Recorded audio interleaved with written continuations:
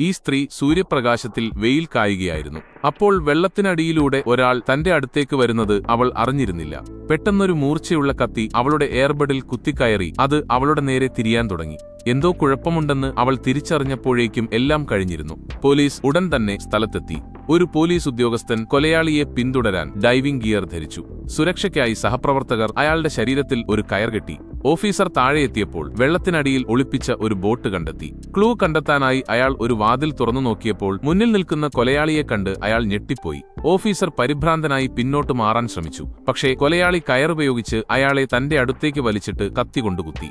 ധാരാളം കുമിളകൾ മുകളിലേക്ക് ഉയർന്നു. ഇത് കണ്ടതോടെ മുകളിലുള്ള പോലീസ് ഉദ്യോഗസ്ഥർക്ക് എന്തോ കുഴപ്പമുണ്ടെന്ന് മനസ്സിലായി. അവർ വേഗം അയാളെ തിരികെ മുകളിലേക്ക് വലിക്കാൻ ശ്രമിച്ചു. പക്ഷേ മുകളിലെത്തിയപ്പോഴേക്കും അയാൾ മരിച്ചിരുന്നു. വെള്ളത്തിൽ നിന്ന് ഇപ്പോഴും കുമിളകൾ വരുന്നത് ചീഫ് ഉദ്യോഗസ്ഥൻ ശ്രദ്ധിച്ചു.